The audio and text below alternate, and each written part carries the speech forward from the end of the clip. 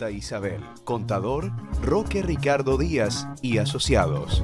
1 de mayo 145, Gualeguaychú. Estudios Santa Isabel. Río Uruguay Seguros pone el seguro al alcance de tu mano con Rus Móvil. Ahora podés circular por todo el país mostrando tu póliza desde tu celular. Entrá en la tienda de Google y busca Rus Móvil de Río Uruguay Seguros. Una de las propuestas de esta gestión fue lograr mayor presencia en los barrios a través del acompañamiento social y la integración barrial. Las problemáticas sociales son transversales a todas las áreas municipales. El trabajo en conjunto con desarrollo social, juventud y deporte, cultura y obras públicas fue una constante durante todo este año. Fue importante fomentar el compromiso con las comisiones vecinales y barriales. Establecer el trabajo en equipo para garantizar derechos a todas las personas que viven en los barrios a través de todas estas iniciativas y acciones. Municipio de Urdinarrain, una ciudad en movimiento.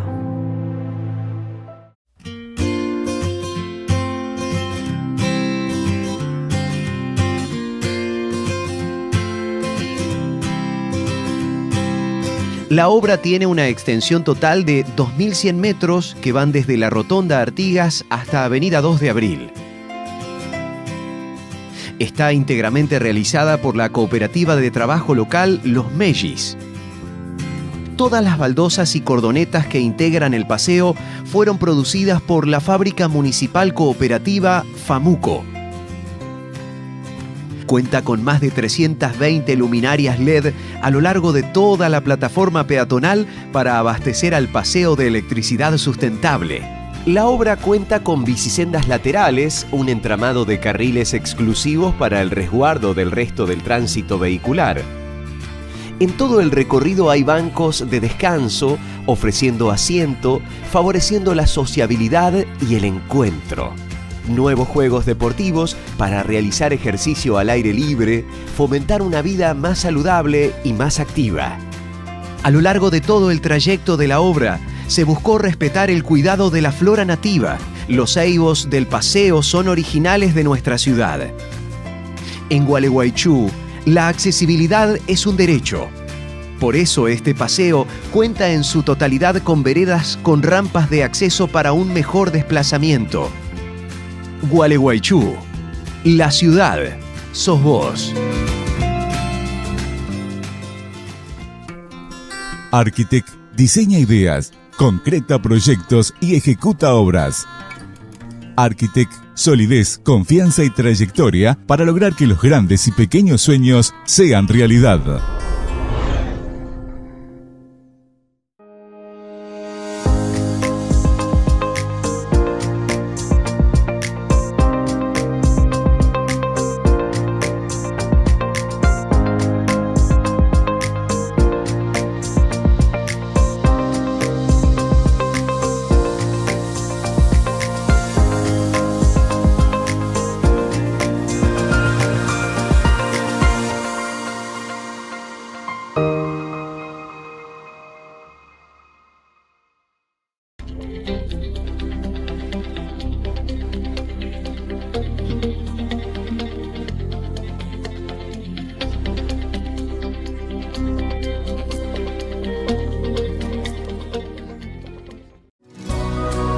Fundación de Mujeres Golpeadas de Concepción del Uruguay, Entre Ríos. Si sufrís violencia de género, si necesitas ayuda, llámanos. Ponete en contacto con nosotros y te ayudaremos. Estaremos para contenerte, ayudarte y darte una mano. Es un mensaje de Amelia Sosa, presidenta y fundadora. Teléfono 03442 45 74 78. Fundación de Mujeres Golpeadas de Concepción del Uruguay, Entre Ríos. Tenemos nuestra página de Facebook, Ayuda a Mujeres Golpeadas de Concepción del Uruguay, Entre Ríos. También en Instagram nos podés encontrar.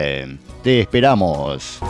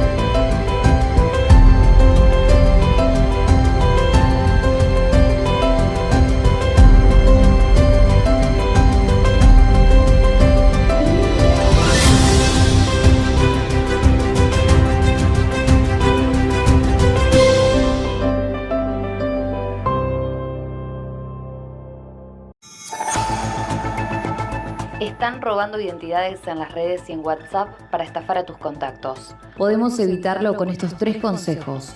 Nunca pases claves de 6 dígitos que te pidan. Sin esa información no pueden acceder a tu WhatsApp ni redes. Si te parece raro lo que te ofrece tu contacto, pedile un audio para verificar. Si te robaron la identidad, avisa a todos tus contactos. Es importante que realices la denuncia en la comisaría más cercana o comunicándote al 911-101 o a delitos económicos al 0343 420 9997.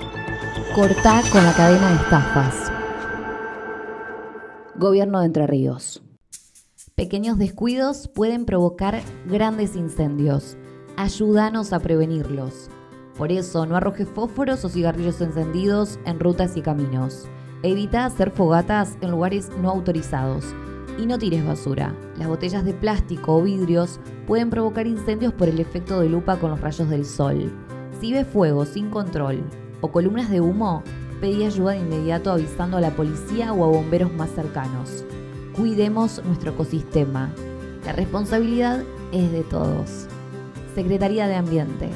Gobierno de Entre Ríos.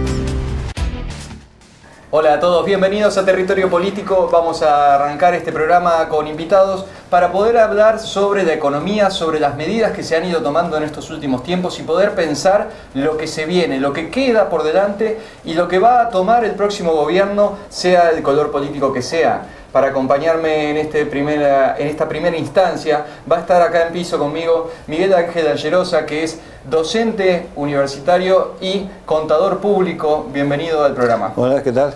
Bien. Luego va a estar también acompañándonos a través de Zoom Emanuel Guignar, que es docente en Economía Política. Bienvenido también, Emanuel. Hola, ¿qué tal? Un gusto. Hola. Bueno, Miguel, vamos a arrancar con las medidas que se tomaron post-paso, ¿sí? Para ubicarnos en lo que fue esta última etapa, desde las elecciones que vivimos, la devaluación que se dio, según Massa, por orden del Fondo Monetario Internacional, y las medidas compensatorias, como se las tituló, para tratar de acomodar un poco ese impacto que se dio en el bolsillo de los ciudadanos. En una mirada general, ¿qué análisis y cómo usted lo tomó personalmente a este acto que tuvo el ministro de Economía? Bueno, al día siguiente de las PASO nos desayunamos con una devaluación que, por la información que uno maneja, que es de los medios periodísticos, como yo no estoy en la gestión del Estado en ningún lado, obedecía a una presión que ya venía de antes por parte del Fondo Monetario Internacional. Y el pedido inicialmente del fondo era de un 100% de una devaluación, posteriormente bajó al 60%, y como el gobierno, pienso yo, de que no quería ceder a una presión tan grande, terminó devaluando el 22%. Y congelando a la vez. Exactamente. Pero en nuestra economía de país, digamos, donde tiene una economía bimonetaria y que es un país dependiente económicamente y financieramente, cualquier devaluación automáticamente se traslada a los precios. Entonces, automáticamente se produjo en ese día y en los 2 primeros días nomás ya un aumento importante de precios. O sea que siempre una devaluación es inflacionaria.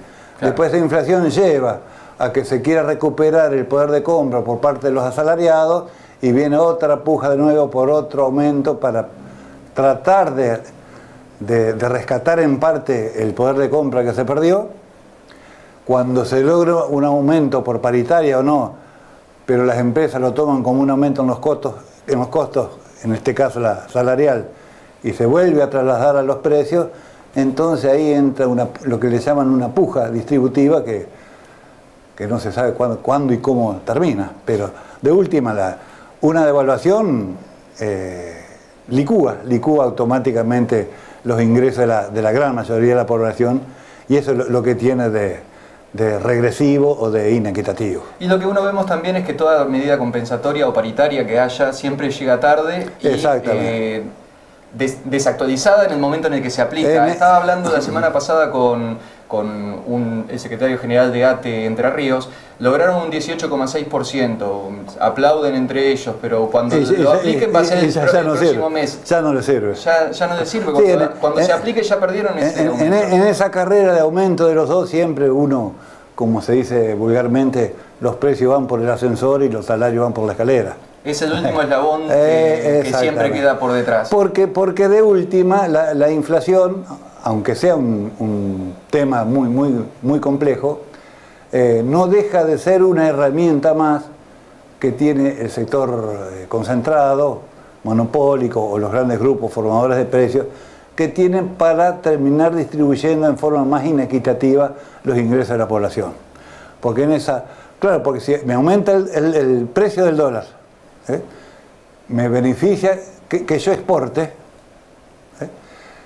esa ganancia extra que obtiene el sector agroexportador o cualquiera que esté en el tema de la exportación, se traduce en un aumento de precio interno, por lo tanto baja el salario real, y como para el que exporta el salario es simplemente un costo, ¿qué más quieren que reducir el costo? Porque el que está en el negocio de vender afuera, el mercado interno prácticamente no le interesa, porque la demanda de ellos está afuera. Entonces acá el salario es simplemente un costo, no es un elemento que reactive la demanda, como sería importante que ocurriera para las micro, pequeñas y medianas empresas, que son alrededor de 1 millón de un país y que además son las que más empleo generan. Abro la charla para que también Emanuel pueda participar. Emanuel Guignard, como decía, docente en Economía Política, puede hacer usted una apreciación sobre la misma situación e incluso hacer una pregunta a Miguel Ángel. Sí, con respecto a lo que dice Miguel, es cierto, nosotros sabemos bien que en un tipo de cambio libre o regulado como el que existe en nuestro país, siempre es como una olla de presión que se está ajustando hasta que en algún momento se termina destapando. El tema es que en año electoral siempre se espera a las PASO y a la elección posterior como para ser el momento en el que se destapan todas estas decisiones económicas que terminan impactando en el pueblo que quizás menos conocimiento económico tiene y es el que se sorprende de ver estas cosas. Cuando uno más o menos entiende de economía, de qué es lo que va a pasar, uno ya se espera esos saltos cuantitativos. Es más, como bien dijo Miguel, la devaluación o la depreciación de la moneda tenía que ser mucho más pronta según lo que había pedido el Fondo Monetario, pero termina decantándose por apenas un 22 en esos 2 o 3 días, que fue un caos. Porque la realidad es que el público que quiere seguir consumiendo a diario y no encuentra precios, se empieza a convertir en una especie de especulador y se mete en una masa de información que queda completamente desdibujada. El tema acá, en realidad, es que, como bien menciona él, los exportadores siempre tuvieron esto en cuenta, lógicamente, y siempre están ganando con la operación internacional. El tema es no tener la misma medida para el mercado interno. Eso es una regulación que hace mucho que no se está haciendo, de que el exportador tenga otro tipo de política para el mercado interno, porque acarrear los costos empresariales para el mercado interno por el tipo de divisa, cuando a veces la divisa no impacta directamente en la operatoria diaria del mercado nacional, termina siendo un grave problema porque se termina acarreando en el precio, que el precio corre mucho más rápido que los salarios y después termina desencajando con el poder adquisitivo de la población, que ya logró una paritaria trazada y cuando se termina ajustando no le alcanza para poder llegar a ese ajuste. Las estimaciones dicen que entre el 2018 aproximadamente y la actualidad el salario ha caído en su poder adquisitivo más de 20%. Sí, eso es algo que siempre los va a dejar por debajo de la inflación, por más que incluso tengan el óptimo rendimiento y logren estar por encima de la inflación hasta el mes siguiente. Es decir, hasta en las mejores condiciones quedan por debajo de lo que sería el poder adquisitivo de muchos años atrás, donde estábamos en mejores condiciones. Ahora, cuando pensamos las medidas que toma el ministro de Economía, Sergio Massa, para compensar, encontramos, por ejemplo, la suma fija que uno de movida pensaba esos 60.000 pesos vienen a inyectar a la paritaria, porque incluso dice esa cuenta de la paritaria próxima, pero vienen a inyectar a la paritaria 60.000 pesos mensuales que de repente tienen que erogar todas las empresas e incluso el Estado. Finalmente, era un bono en realidad, no era una suma fija, y el Estado en muchas de las provincias no lo aplicó por muchas provincias se negaron. Por situaciones diversas, cada una tiene su argumento, no es solamente por rebelarse, sino porque acá en Entre Ríos, por ejemplo, no se aplicó, porque decían que estaban en mejores situaciones de paritarias. Sí, o que debía seguirse el curso de lo acordado en las paritarias, claro, que es el modo de negociar los aumentos de salarios. Entonces, pero claro, fue una coyuntura extra, claro, pero de un aumento muy importante. Como una inyección, como una... voy a ser quizás un poco criollo en la forma de decirlo, pero como meter la mano en la lata ajena. Decirle al empresario, vos pagale, pero nosotros no. Y es una cosa medio extraña realmente cómo se aplicó eso, que hasta el día de hoy seguimos todavía con el impacto de lo que se está viendo con estas medidas que no llegan quizás a ayudar en nada. Claro. Sí, el problema es tan complejo a nivel económico, social y por ende político en cuanto a la situación de la coyuntura, que es reflejo de problemas estructurales y de larga data, que no se puede pensar en una solución solamente con una medida unilateral. No puedo decir, bueno, acá la medida va a ser un aumento general de sueldos. Y solamente eso. Bueno, podemos hablar que hizo también otras cosas, claro, como por ejemplo el congelamiento de precios. Sí, no, pero luego de que ya se hizo el aumento previo. La construcción de un modelo de desarrollo alternativo, distinto a este, requiere de todo un conjunto de medidas. Una política económica.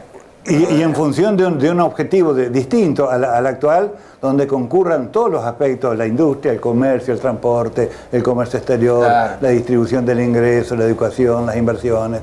Hay que armar un plan. Acá lo que hace rato que no se hace es un plan. Cuando se habla aunque de sea 2 o 3 años, pero cuando nada. se habla de precios justos se ignora la parte de la logística incluso. Es decir, hay tantas falencias dentro de las pequeñas medidas que se toman casi como independientes y aisladas, pero como son muchas parecen importantes, que resulta que quizás por tratar de arreglar desarreglan aún más. Sí, no, la solución tiene que ser forzosamente integral.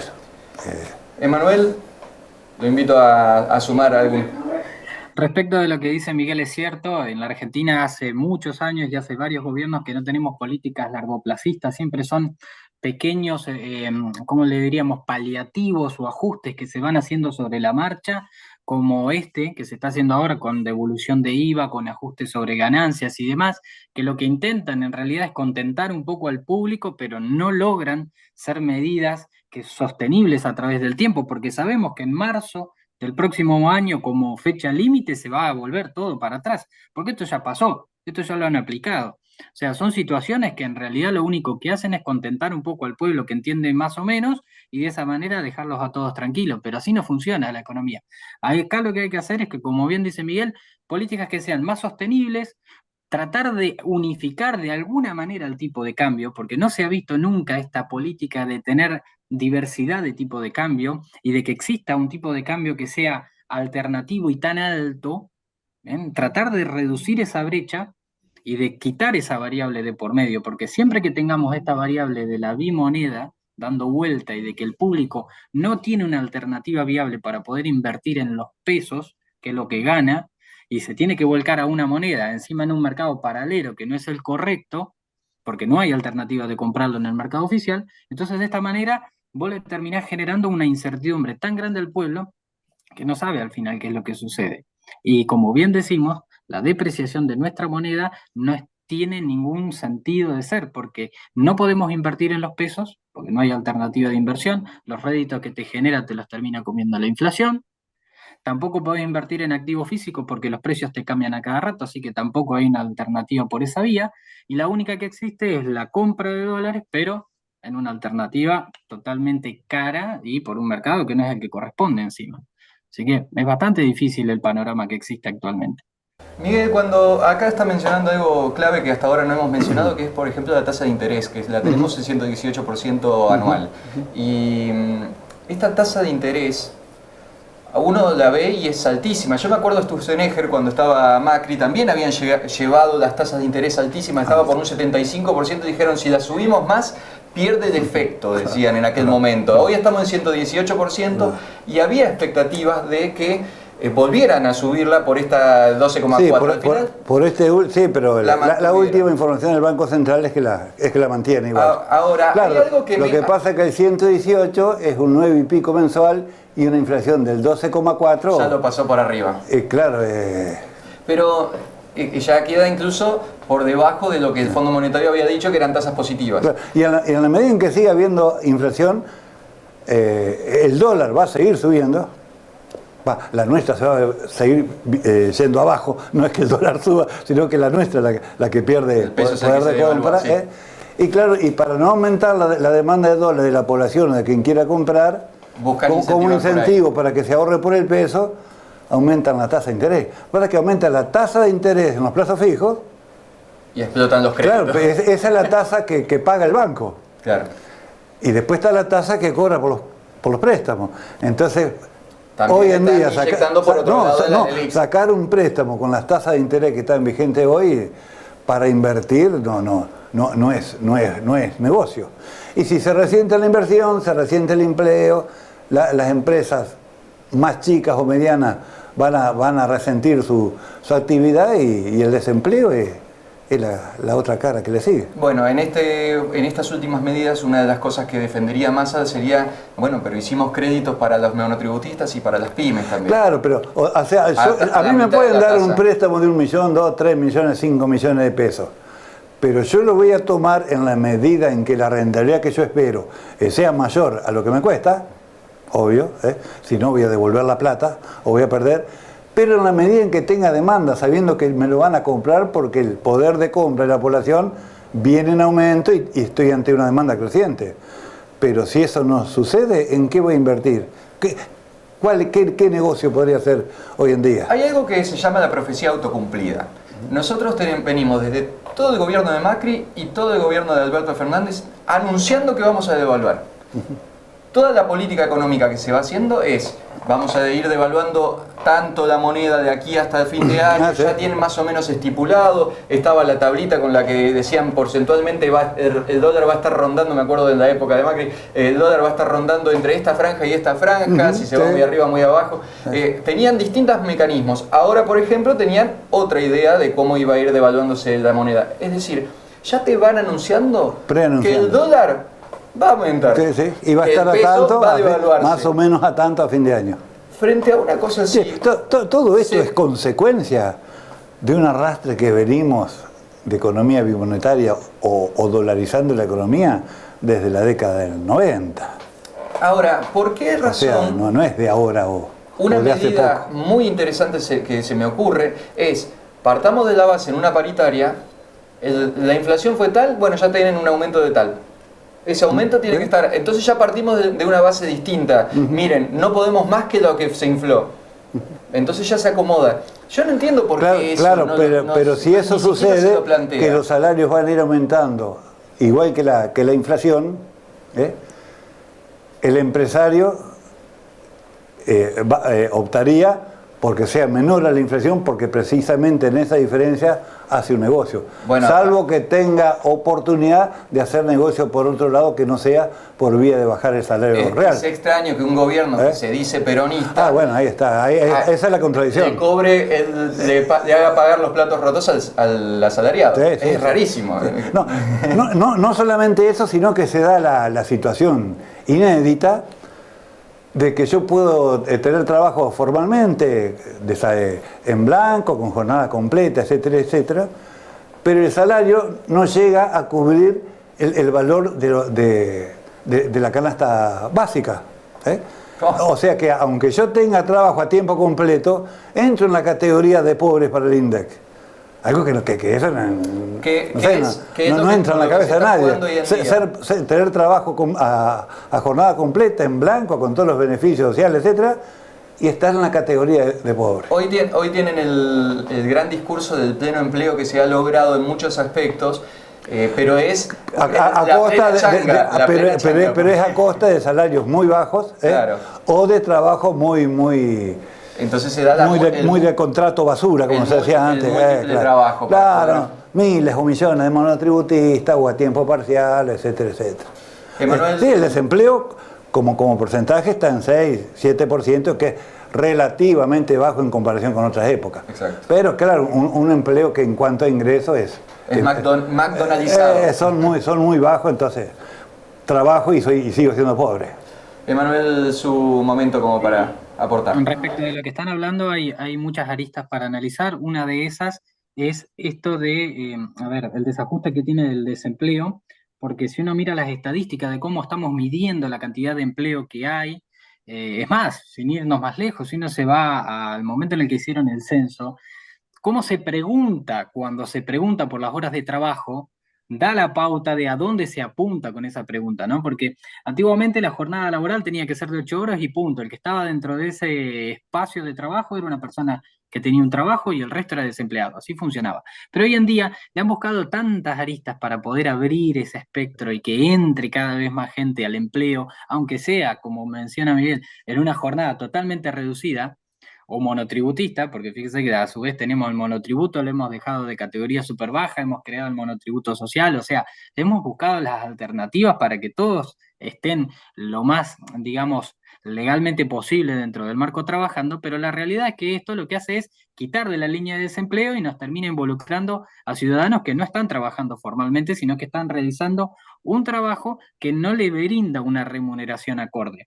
Sumado a esto, hay que tener en cuenta también que el monotributista, que ha proliferado muchísimo desde la pandemia hacia adelante, es un trabajador que tiene una situación laboral muy precaria y encima no está sumando para la jubilación tampoco, que eso es algo que siempre queda de lado y que a veces no se conoce, pero hay que tenerlo en cuenta también. Y otra de las cuestiones que quería mencionar, que estaba ahí mencionando recién Miguel, es el tema del desajuste que hay entre las variables nominales y reales que existen al momento de medir el salario. Que esto es algo quizás más técnico, pero que está bueno explicarlo, y es que el público normalmente está viendo cómo se infla el sueldo, porque la realidad es que todos los meses tenemos un sueldo más alto, pero esto es nada más que un desajuste, y esto a veces complica a la sociedad, porque pensamos que estamos mejor, pero como bien mencionan ustedes, desde el 2018 hasta la fecha, la pérdida del poder adquisitivo ha sido enorme. Todas las depreciaciones que se han producido en la moneda y que han generado a lo largo de este tiempo que el poder adquisitivo sea cada vez menor y que el poder de compra y que la canasta básica se vuele por los aires, la realidad es que es por este desajuste fundamentalmente y no hay forma de que lo logren acomodar, porque, la inflación, por más que uno la quiera prever, fíjense, si uno mira todos los años cuál es el panorama de la inflación futura, nunca termina siendo realista el ajuste, por más de que se le busque con modelos macroeconómicos y demás, siempre termina decantando por algo completamente diferente. Este año decían que se iba a acercar a las 3 cifras y a la velocidad, la interanual ya la superó hace rato a las 3 cifras. Entonces, esos son los problemas de fondo que hay que hacer, digamos. La inflación es un tema crucial que se tiene que trabajar, pero con políticas realistas, con políticas donde el empresario sepa para dónde tiene que ir y el trabajador también tenga oportunidades sobre eso. Y no que sean, digamos, medidas así tomadas por situaciones específicas para lograr ciertos resultados de corto plazo. Miguel, ¿quiere agregar algo al respecto? Bien, entonces yo le voy a agregar una pregunta hipotética sobre lo que se viene.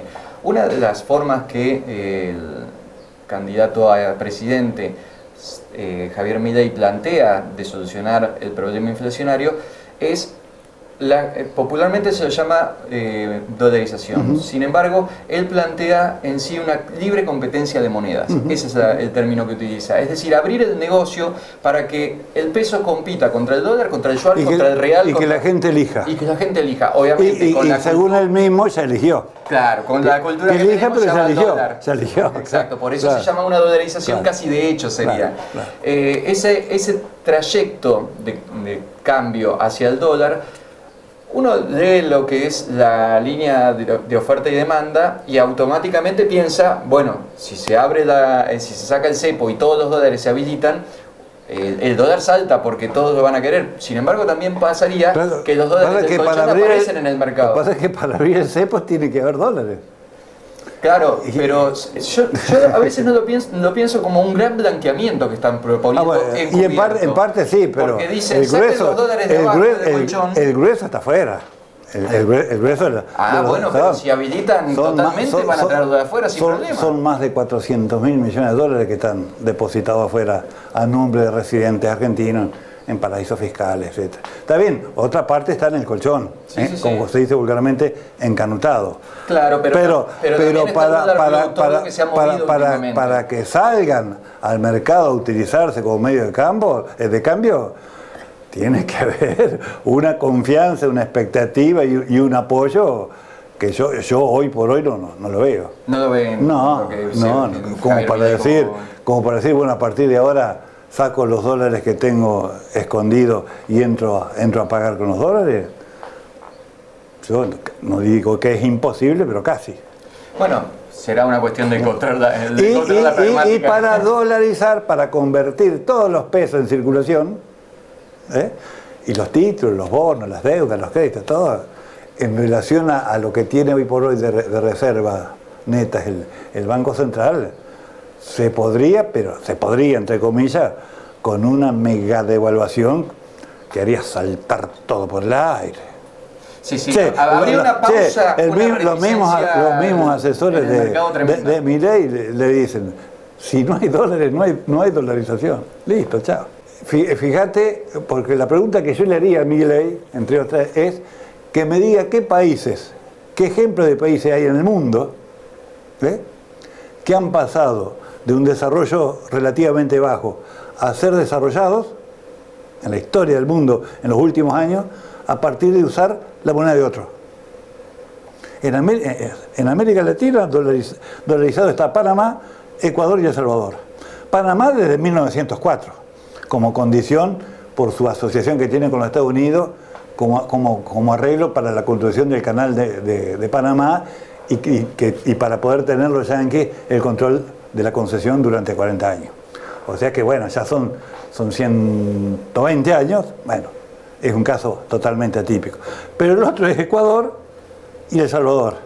Y los dos son monoproductores o tienen ingresos de dólares, que son los que ellos no emiten, en la medida en que les ingrese de afuera, los tienen que comprar. Y Ecuador los compra dependiendo del precio internacional del petróleo, que prácticamente lo que extrae y vende.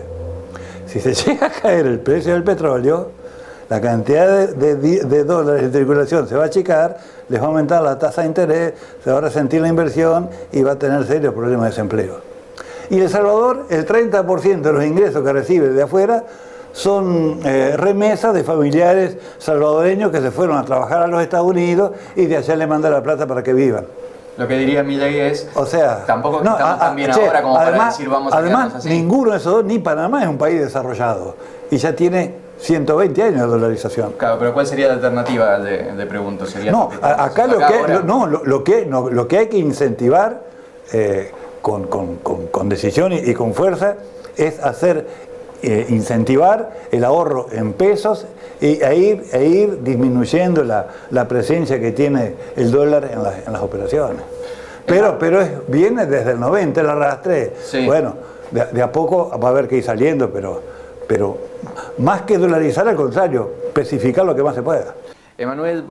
Retomando un poco lo que mencionaba Miguel sobre la dolarización y demás, sí, es real, el público argentino desde los 90 todavía tiene arraigado mucho esto del ahorro en pesos y en dólares. La realidad es que nada, siempre la gente que tuvo un poder adquisitivo alto pudo ahorrar en dólares, eso fue una realidad y ahora todo el mundo quiere ahorrar en dólares porque es la alternativa. Sin lugar a dudas hay que incentivar y hay que brindar alternativas reales de inversión, ¿sí? Que sea en la medida que sea, ¿no? Abrir a los bancos a que existan mayores productos para que se puedan invertir, porque el plazo fijo no es la respuesta, ya lo sabemos, porque siempre está atrasada la tasa de interés, aunque sea mucho más alta, pero hacer una educación donde el banco sea quien te ofrezca una buena alternativa para utilizar tus pesos, porque es lo único que tiene el ahorrista promedio, esa es la realidad. No todos tienen la alternativa y el tiempo suficiente para estar haciendo conversión en activos físicos con el propósito de ver qué mercado se mueve más rápido para hacer una inversión y que me aumente el valor de la moneda. Con respecto a la dolarización, que establece Milei, si bien él propone los puntos y lo explica, porque uno ve videos de él donde está explicando cómo lo va a hacer, La realidad es que no existe el volumen suficiente de divisas y tampoco Argentina genera el volumen suficiente de divisas, porque recordemos que nosotros somos un país que siempre nos encontramos exportando agroindustria. Y el problema es que parte de esa agroindustria recibe insumos que lo compramos de afuera, o sea, nunca tenemos un precio neto real sobre lo que estamos vendiendo porque parte de nuestros costos se diluye en lo que vendemos. Así que parte de las divisas tendríamos que utilizarla o bien haciendo unos intercambios un poco más realistas con el mundo, o de lo contrario, tratar de verificar cómo hacemos para tener la suficiente reserva de dólares para sostener una dolarización. Yo nunca recomiendo la dolarización porque, como bien menciona Miguel, hay apenas 3 países en toda Latinoamérica que lo utilizan, y Ecuador, no nos olvidemos que exporta bananas y exporta turismo. O sea, esas son también parte de su grande industria. O sea, la realidad es que no genera nada.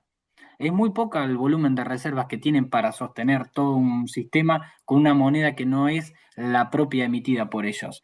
Y si nos vamos al caso de liberar al mercado para que utilice monedas del extranjero, cualquier tipo de divisa como moneda de intercambio, nos encontramos prácticamente en la situación de los países del sur de África que, como no pueden sostener las hiperinflaciones que sostienen, lo que hacen es utilizan cualquier moneda que se esté utilizando en cambio y ahí van haciendo, ¿sí? Reciben euros, reciben dólares, libras esterlinas o alguna moneda cercana de Sudáfrica y eso es lo que utilizan como moneda. Tampoco es la alternativa. Nosotros tenemos una industria y proyectos que pueden ser de largo plazo, porque todos los proyectos de gasoducto que se están haciendo, todos los proyectos de infraestructura que van por parte de YPF son de largo plazo y que deberían generar riqueza a futuro. Lo que pasa es que hay que sostenerlo con una moneda que vaya a la par. Y el grave problema que digo de nuevo es la incertidumbre con los tipos de cambio. Hasta que no podamos ajustar esta incertidumbre, tener 4, 5, 20 tipos de cambio dependiendo de la situación que se avecine, no hay política suficiente para la moneda. Y también parar con la emisión monetaria, que ese es otro de los objetivos que el Fondo Monetario viene desde hace 7, 8 años solicitando, que la masa monetaria no crezca, y sin embargo todos los años vemos emisión y proyectos de emisión nuevos, que lo único que terminan es diluyendo el valor.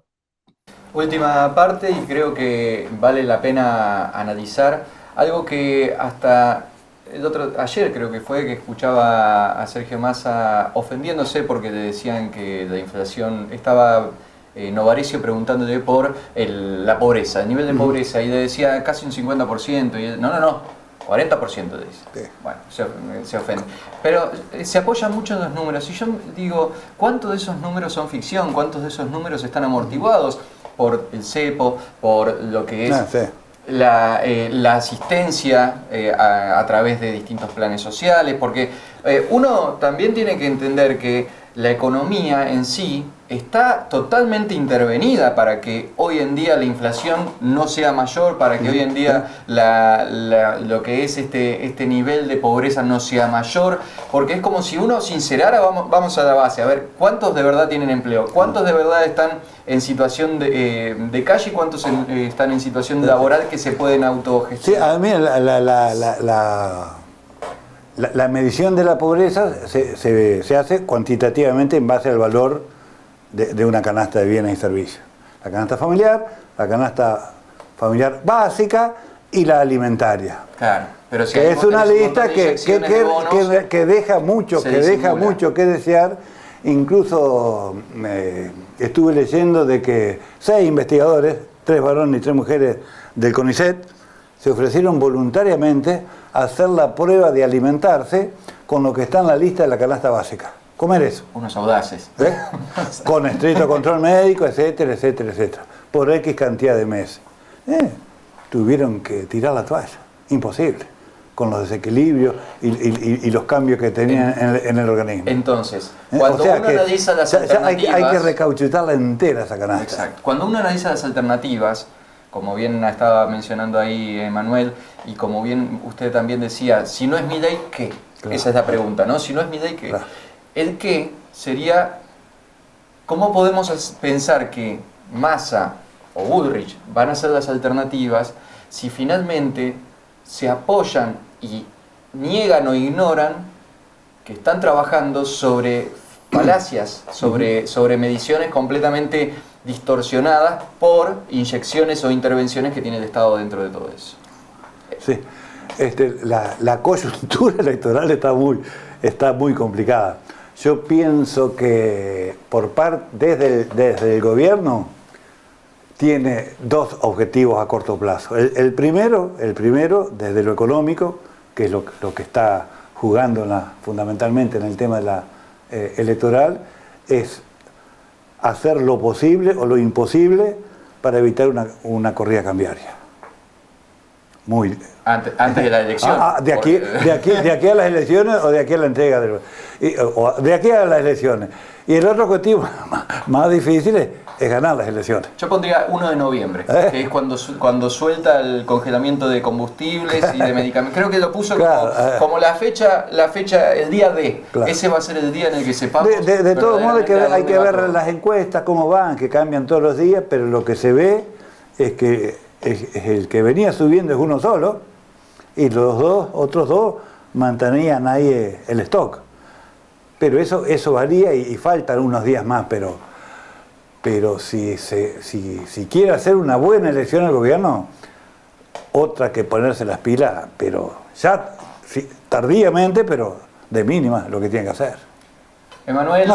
Tendría que haber arrancado en las elecciones de segundo término a los 2 años cuando perdió 5 millones de votos. No, y hay gente que está sorprendida con las medidas que hizo ahora. Ahí había que tomar el toro por las astas. Y bueno, y va con lo que puede. Emanuel, vamos con usted para cerrar. Bien. Ahí me preocupa un poco más a las medidas que saca ahora, ¿no? Porque la realidad es que uno se pregunta, entonces, ¿qué estoy haciendo todo este tiempo para de repente encontrar todas estas soluciones mágicas que está sacando? Por otro lado, desdibuja completamente la figura del presidente que se encuentra de turno, porque la verdad es que Alberto estos últimos meses solamente se ha presentado en algunos actos para inaugurar alguna obra y nada más, que eso también preocupa porque nunca pasó esta situación de que un presidente ya aproximadamente 5 o 6 meses antes de que termine su mandato, sin candidatearse a una reelección, encuentre esta falta de poder de representatividad y que un ministro de Economía, que encima ha tenido tantos colores políticos, se encuentre con esta situación, ¿no? Porque recordemos que ahora Massa también está haciendo la apertura de que si él gana también va a candidatear a otros de otros espacios políticos para formar un bloque, digamos, de ciudadanos heterogéneos y de distintas fuerzas. La realidad es que si uno se pone a analizar los candidatos, hay uno nada más que habla de la parte económica del país, mientras que los otros todavía le falta esa pata. Quizás por eso es que convence más al pueblo, porque está diciendo cuáles son las medidas que se podrían llegar a tomar. Entre el dicho y el hecho sabemos que hay muchísimas aristas y que es bastante complicado que se puedan lograr esas medidas. Entonces es una elección que va a ser muy difícil y yo creo que quien asuma va a tener que tomar el riesgo de plantear una situación y un panorama para los próximos 4 años que tiene que ser totalmente tajante y aprovechar las situaciones que se están dando, porque recordemos que este gobierno, aún con todo lo que sucedió durante la pandemia, tuvo un año 2022 muy próspero, con una soja con un precio muy alto a nivel internacional, con un rinde muy grande, con países que no estaban pudiendo producir por las debacles mundiales y que por tanto teníamos una oportunidad de mercado y aún así no se tomaron las decisiones suficientes. Entonces, esos son los problemas troncales que tenemos que ver al momento de dar un voto. Pensar realmente qué es lo que queremos en el futuro, pero basándonos en lo que vienen haciendo hasta el momento y lo que vienen diciendo. Tratando de ser realistas, ¿no? Está complicado. Sí, muy complicado. Y la alternativa que crece no es precisamente lo mejor que puede llegar a ocurrir. Lo que pasa es que está el tema de si dolarizan el sueldo lo voy a cobrar en dólares, que se van a eliminar los impuestos y el salario va a volar por el aire de los sueldazos que van a hacer. Y no hay mucho conocimiento y formación política en general en la población y en la juventud, por lo que yo sé, menos todavía. Entonces un discurso de eso lamentablemente ha entrado. Pero las posiciones de ultraderecha no es lo menos recomendable. con todo lo que le podamos decir, como le hemos dicho y le he dicho en este momento, y escrito y firmado y publicado por todos lados, que podamos reclamar a un gobierno de centro, por así decirlo. Emanuel, no lo escuché. No, que me hace recordar un poco a lo que sucedía en los 90 también con la ley del 1 a 1, ¿no? Y esta medida del plan astral y demás que se levantó con el propósito de sostener el tipo de cambio fijo durante una década, que después cuando se terminó desatando toda la consecuencia, vinieron los mismos ministros, me acuerdo Cavallo, a decir yo tengo la solución para lo que pasó. Entonces, un poco es lo que sucede acá también, ¿no? Vienen con las recetas de cosas que en realidad no saben qué va a suceder y después van a ser los mismos que van a venir a tratar de darnos la solución cuando no les salga. Así que hay que tener mucho ojo con eso. Bueno. Las medidas que se están tomando ahora tienen mucho, obvio, propias de los ciclos electorales, de los años electorales. Yo me acuerdo en la época, antes de Menem, cuando prometió moratoria de la deuda externa, salariazo y revolución productiva, claro, asumió. Y viniendo de un partido justicialista de raíz nacional y popular, se dio la contradicción de que aplica un plan económico liberal, con Cavallo en el ministerio y que lo mantuvo 10 años de convertibilidad, que es más o menos lo que plantea Milei. Claro, pero pero ese Menem y Cavallo lo pudieron hacer porque tenía el apoyo del partido justicialista. No hay que olvidarse, este muchacho está solo. No hay que olvidarse igual cuando hablamos de Menem, que es algo que también tenemos que tener en cuenta hoy en día, se nos va a extender un poquito más, pero que Menem no lo hizo de movida esa... No arrancó con el plan de Bungeibor, claro, el Herman Data, y después sí arrancó. La tasa de interés llegó a estar en 400 y hasta 800%. Es decir, que nosotros todavía tenemos margen de inflación. Y en el 89 tuvo una situación de hiperinflación. Exacto. Porque la convertibilidad arrancó en el 91. Entonces, tengamos en cuenta que también este aire tormentoso que vivimos con este gobierno, no con el que venga, con este gobierno, este aire tormentoso, todavía se puede seguir piloteando dentro de la tormenta y aumentando el problema futuro. Porque esto también es un problema futuro, no es solamente Milei el problema futuro. Se patea para adelante. Claro, exactamente. Gente, muchísimas gracias. No, por favor, de verdad, un gusto venir. Y Emanuel Guinar, gracias por haber estado presentes. Un verdadero placer debatir con ustedes y es muy interesante todo lo que se genera. Perfecto, igualmente un gusto de haberte conocido. Gente del otro lado, gracias por haber estado con nosotros acompañándonos. Esto ha sido Territorio Político. Hoy estuvimos hablando de economía, hablando del bolsillo y hablando del futuro que todavía es incierto. Por lo que hemos hablado, está complicado el panorama actual y va a estar complicado después. Pero bueno, entre nosotros lo más importante siempre es aliarse, buscar gente en quien confiar y tratar de cuidar el dinero, no endeudarse a lo loco. Y bueno, hasta ahí las conclusiones que más o menos podemos ir sacando del panorama vivido. Gracias por haber estado ustedes y gracias por haber estado ustedes del otro lado.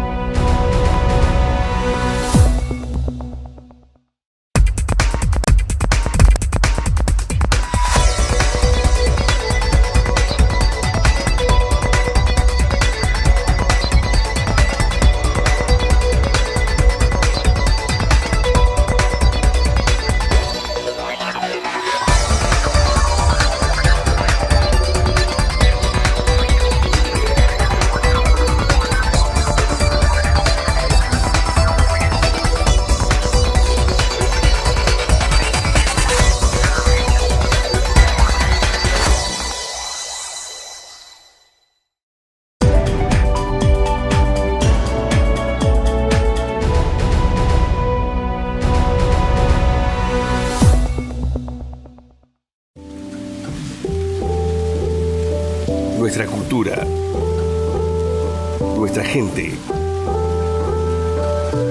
nuestro trabajo, nuestra historia, nuestra tierra. Todo eso que nos hace entrerrianos. Canal AET, de la Asociación Entrerriana de Telecomunicaciones. El canal entrerriano, donde está nuestra televisión.